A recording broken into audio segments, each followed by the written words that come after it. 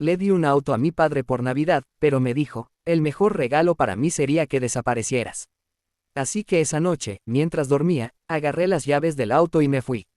Pero ahora me llama para que pague sus facturas médicas. Me llamo Daniel, tengo 32 años y, aunque hoy me miro al espejo y veo a un hombre que ha luchado por salir adelante, hay días en que todavía siento el eco de las voces de mis padres diciéndome que no valgo nada. Crecí en una familia pequeña, solo éramos mi madre, María, mi padre, Raúl, y yo.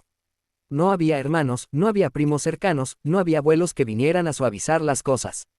Solo nosotros tres, atrapados en un ciclo de amargura que parecía no tener fin. Desde que tengo memoria, mis padres me trataron como si yo fuera un error, una carga que les cayó encima sin pedirlo. No recuerdo un solo día en que me dijeran que me querían, ni un abrazo, ni una palmada en el hombro, solo quejas, gritos y reproches. Si no fuera por ti, ya tendríamos una casa mejor, solía decir mi madre mientras fregaba los platos con tanta fuerza que parecía que iba a romperlos.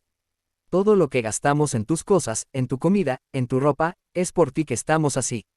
Yo era solo un niño, quizás de 6 u 8 años, y no entendía por qué me culpaban. ¿Acaso yo había pedido nacer? ¿Acaso yo elegí que gastaran su dinero en mí? Pero esas palabras se me clavaban como cuchillos y, con el tiempo, aprendí a quedarme callado, a agachar la cabeza y a tratar de ser lo menos molesto posible. Mi padre, Raúl, era aún peor. Él no solo me echaba en cara el dinero, él me miraba como si mi sola existencia lo ofendiera. Eres débil, Daniel, nunca vas a hacer nada. Mírate, ni siquiera puedes ayudarme a cargar esas cajas. Yo tenía 10 años y las cajas de las que hablaba eran pesadas, incluso para un adulto. Pero no importaba, para él, yo siempre era insuficiente. Si sacaba buenas notas en la escuela, no decía nada. Si sacaba una mala nota, me gritaba durante horas diciendo que estaba desperdiciando su dinero en mis cuadernos y lápices. ¿Para qué te pago la escuela si no sirves ni para eso?, me decía con los ojos inyectados de rabia. A veces, cuando era pequeño, soñaba con que un día mis padres me mirarían con orgullo.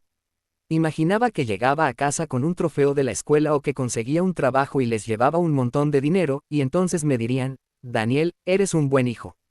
Estamos orgullosos de ti. Ese sueño me mantuvo vivo durante mucho tiempo. Era como una lucecita al final de un túnel oscuro, algo que me hacía seguir adelante, aunque cada día en esa casa fuera un golpe más a mi autoestima. Cuando cumplí 15 años, las cosas empeoraron. Mi padre empezó a tener problemas de salud. Le diagnosticaron diabetes tipo 2 y luego vinieron complicaciones, problemas en los riñones, presión alta, dolores en las articulaciones. Los médicos le decían que necesitaba cuidarse, tomar medicamentos, hacer dieta, pero él no hacía caso.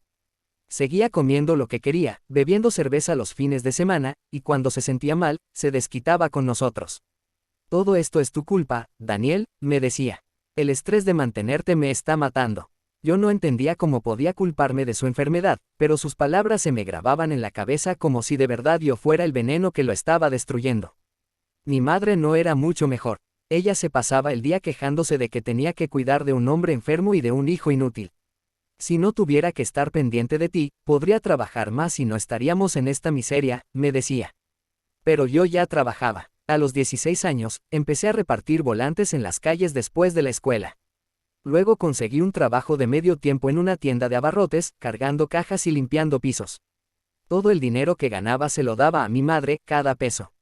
Pensaba que si les ayudaba, si les demostraba que no era una carga, tal vez me querrían, tal vez me aceptarían.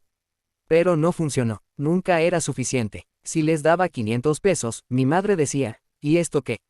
Esto no alcanza para nada. Si les daba 1000, mi padre gruñía, deberías estar ganando más a tu edad. Eres un inútil. No importaba cuánto me esforzara, siempre había algo malo en mí, siempre era yo el problema. Cuando terminé la preparatoria, decidí que no podía seguir viviendo así. Me mudé a la ciudad, a un departamento diminuto que apenas podía pagar. Conseguí un trabajo como asistente en una oficina y, aunque el sueldo no era gran cosa, era suficiente para mí. Por primera vez en mi vida, sentí que podía respirar. No tenía a nadie gritándome, nadie diciéndome que era un fracaso. Pero aunque estaba lejos de mis padres, no podía dejar de pensar en ellos. No porque los extrañara, sino porque todavía tenía esa esperanza de que algún día me vieran como un buen hijo. Así que empecé a enviarles dinero cada mes. Ahorraba una parte de mi sueldo, pagaba las facturas de luz, agua, teléfono. Cuando mi padre necesitaba medicamentos o citas con el médico, yo las cubría. No era mucho, pero cada peso que enviaba era una ofrenda, una súplica silenciosa para que me quisieran. Cada vez que pagaba una factura médica de mi padre o compraba los medicamentos que necesitaba, me imaginaba que un día me llamaría y me diría: Daniel, gracias. Eres un buen hijo. Pero ese día nunca llegaba. En cambio, mi madre me escribía mensajes cortantes: el medicamento de tu padre se acabó, mándanos dinero, o mi padre me dejaba un mensaje de voz gruñendo: ¿dónde está el dinero para la luz? ¿Crees que esto se paga solo? Ni un hola, ni un ¿cómo estás? Solo exigencias. Aún así, seguí haciéndolo. No sé por qué, tal vez porque era lo único que me conectaba con ellos, tal vez porque en el fondo todavía creía que podía ganarme su amor. Me decía a mí mismo que si les demostraba que no era una carga, que podía cuidarlos, entonces cambiarían, entonces me verían como algo más que un error. Luego, unas semanas después, sentado en mi sofá con una cerveza, me puse a pensar qué podría hacer para que mis padres me quisieran de verdad. Y ahí se me ocurrió la estúpida idea de regalarle un auto a mi padre. No fue una decisión fácil. Un auto no es algo que compras por impulso, especialmente no con mi sueldo. Pero llevaba años ahorrando y, aunque quería usar ese dinero para dar el enganche de un departamento propio, pensé que esto era más importante. Mi padre siempre se quejaba de que no podía moverse fácilmente por el pueblo, de que los taxis eran caros, de que sus citas médicas eran un dolor de cabeza porque dependía de otros. Un auto cambiaría eso, le daría libertad, comodidad, y en mi mente, era el gesto definitivo. Si les daba un auto, no podrían seguir viéndome como un inútil, tendrían que reconocerme como un buen hijo. Pasé semanas investigando. Quería algo práctico, algo que no fuera demasiado caro de mantener, pero que fuera confiable. Finalmente, encontré un auto usado pero bonito, un modelo del 2018 en buen estado. Era azul, con interiores limpios y un motor que, según el mecánico, duraría años. Negocié con el vendedor, usé casi todos mis ahorros y lo compré. Cuando me entregaron las llaves, sentí una emoción que no había sentido en años. Me imaginé a mi padre abriendo la puerta, viendo el auto en la entrada y sonriendo por primera vez en su vida. Me imaginé a mi madre abrazándome, diciendo: Daniel, no sabíamos que eras capaz de esto. Era una fantasía, lo sé, pero en ese momento me parecía posible. Planeé todo con cuidado. Decidí que llevaría el auto al pueblo el 24 de diciembre como un regalo de Navidad. Llamé a mi madre para confirmar que estarían en casa y, aunque su tono fue tan frío como siempre: ¿qué quieres, Daniel?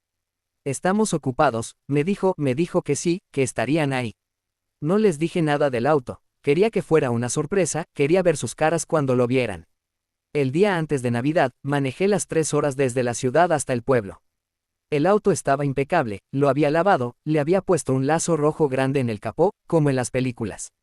En el asiento trasero, llevaba una caja con regalos pequeños, una bufanda para mi madre, un par de zapatillas cómodas para mi padre y una tarjeta donde escribí con mi propia letra: gracias por todo. Espero que este regalo les haga la vida más fácil. Los quiero, Daniel. Me sentía nervioso, pero también lleno de esperanza. Por primera vez en años, sentía que estaba haciendo algo que podía cambiarlo todo. Cuando llegué a la casa, el sol ya se estaba poniendo. La fachada seguía igual: pintura descascarada, un jardín descuidado con hierbas crecidas. Estacioné el auto frente a la entrada, asegurándome de que el lazo rojo fuera lo primero que vieran al salir. Respiré hondo, tomé la caja con los regalos y toqué la puerta. Mi madre abrió con el ceño fruncido. ¿Qué haces aquí?, dijo sin siquiera saludarme. Te dije que vendría por Navidad. Respondí, tratando de mantener la sonrisa. Ella gruñó y se hizo a un lado para dejarme pasar. Adentro, mi padre estaba sentado en el sofá viendo televisión. No se levantó, no me miró, solo dijo: ¿y ahora qué quieres? Tragué saliva. Traje algo para ustedes. Es una sorpresa. ¿Pueden salir un momento? Mi madre puso los ojos en blanco, pero se levantó. Mi padre, con esfuerzo, se puso de pie, apoyándose en un bastón que usaba desde que sus rodillas empezaron a fallarle. Los dos me siguieron hasta la entrada. Cuando abrieron la puerta y vieron el auto, hubo un silencio. Por un segundo, pensé que estaban impresionados, que estaban procesando lo que veían. Pero entonces mi madre habló: ¿y eso qué es? ¿De dónde sacaste un auto? Su tono no era de sorpresa, sino de desconfianza, como si pensara que lo había robado. Lo compré, dije, tratando de sonar orgulloso. Es para ustedes, para papá principalmente. Sé que le cuesta moverse y pensé que esto les ayudaría con sus citas médicas, con las compras, con todo. Es mi regalo de Navidad. Mi padre se acercó al auto lentamente. Tocó el lazo rojo, miró el capó y luego se giró hacia mí. Esperaba una sonrisa, un gracias, cualquier cosa. Pero lo que dijo me rompió en 1000 pedazos. ¿Crees que con esto vas a arreglar todo? ¿Que porque gastaste dinero en un auto ya no eres una carga? Su voz era fría, cortante. El mejor regalo para mí, Daniel, sería que desaparecieras, que dejaras de existir. Así no tendría que seguir lidiando contigo. El mundo se detuvo. Sentí como si alguien me hubiera golpeado en el pecho. Miré a mi madre, esperando que dijera algo, que lo corrigiera, que me defendiera, pero ella solo asintió, cruzada de brazos. Tiene razón, siempre ha sido un problema. No necesitamos tu auto, necesitamos paz. No sé cómo no me puse a llorar ahí mismo. No sé cómo logré mantenerme en pie. Solo recuerdo que dejé la caja con los regalos en el suelo junto al auto y dije, con la voz temblando, «Feliz Navidad». Luego me di la vuelta y caminé hacia la casa, y entré al cuarto de invitados. Esa noche, mientras ellos dormían, agarré las llaves del auto que le había regalado a papá y salí de la casa. Cerré la puerta con cuidado y me subí al auto. Quité el lazo rojo y lo tiré al asiento trasero. Encendí el motor y el sonido del auto rompió el silencio de la noche. Mientras manejaba lejos del pueblo, no miré atrás. No quería ver esa casa, ni ese pueblo, ni nada que me recordara a ellos. Por primera vez en mi vida, sentí que estaba tomando el control. No era el Daniel débil, el Daniel inútil, el Daniel que siempre rogaba por un poco de cariño. Era solo Daniel, y estaba harto. Me dije a mí mismo que ya había intentado muchas veces que mis padres me quisieran, pero este era el momento de parar, y lo iba a hacer. Volví a mi ciudad y, cuando llegué a mi departamento, eran las 3 de la mañana. Estacioné el auto en la calle y me quedé sentado dentro, mirando el volante. No sabía qué sentía, alivio, rabia, tristeza. Todo al mismo tiempo, supongo. Pero también había algo nuevo, algo que no había sentido antes, una chispa de libertad. Por primera vez, me permití pensar que tal vez no necesitaba su aprobación, tal vez no necesitaba seguir corriendo detrás de un amor que nunca me darían. Los días siguientes fueron extraños. La Navidad pasó y no recibí ni un mensaje de ellos, ni una llamada, ni un «¿Dónde está el auto?», ni un «¿Por qué te fuiste?». Nada. Una parte de mí esperaba que se disculparan, que dijeran que no querían decir esas cosas, pero la otra parte sabía que eso nunca pasaría. Raúl y María no eran de los que se arrepienten. Ellos siempre tenían la razón, y yo siempre era el problema. Decidí que no les escribiría, no les enviaría dinero, no pagaría sus facturas. Durante años, había sido su cajero automático, su solución para todo, y ellos nunca lo valoraron. Ahora iba a vivir para mí. Vendí el auto una semana después. No quería quedármelo. Cada vez que lo veía, recordaba esa noche. Conseguí un buen precio, suficiente para recuperar parte de mis ahorros, y lo puse en una cuenta nueva, una que usaría para mí. Por primera vez, empecé a pensar en lo que yo quería. Un mejor departamento, un curso para seguir estudiando, tal vez un viaje. Cosas que nunca me había permitido soñar porque siempre estaba ocupado cuidando de ellos. Pasaron los meses y la vida siguió. Me enfoqué en mi trabajo, hice algunos amigos en la oficina, incluso salí un par de veces con una chica que conocí. No era perfecto, pero estaba empezando a sentir que podía construir algo mío, algo que no tuviera el peso de mi pasado. Pero entonces, unas semanas después, mi teléfono sonó. Era un número que no reconocí, pero cuando contesté, la voz al otro lado me hizo congelarme. «Daniel, soy tu padre, Raúl». Su voz era la misma, áspera, exigente, como si estuviera a punto de regañarme. No dijo hola, no preguntó cómo estaba, solo fue directo al grano: «Necesito que pagues mis facturas médicas. El doctor dice que tengo que empezar un tratamiento nuevo y no tengo el dinero. Tú siempre te has hecho cargo de eso, así que mándame el dinero ahora». Me quedé en silencio, apretando el teléfono con tanta fuerza que pensé que lo rompería.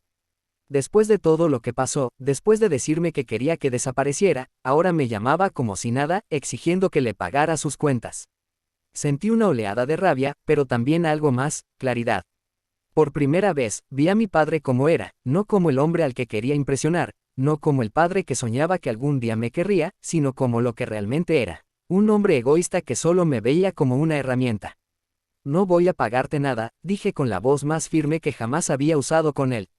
Hubo un silencio al otro lado. Luego, su voz se volvió más dura. «¿Qué dijiste? Soy tu padre, me debes todo. Sin mí, estarías donde estás. Paga las facturas o te vas a arrepentir». «No te debo nada», respondí. Durante años pagué todo: sus facturas, sus medicamentos, su comida. Gasté mis ahorros en un auto para ti y me dijiste que desapareciera. Bueno, lo hice. Ahora vive con eso. Hizo una pausa y escuché un sollozo. Raúl, el hombre que nunca había mostrado una pizca de debilidad, el que siempre me había tratado como si fuera un estorbo, estaba llorando. Sé que dije cosas horribles, continuó con la voz quebrada. Sé que no fui un buen padre, pero estoy arrepentido, Daniel. No quería decir eso. Eres mi hijo. Por favor, no me dejes así. Necesito tu ayuda. Por un momento, sentí algo en el pecho.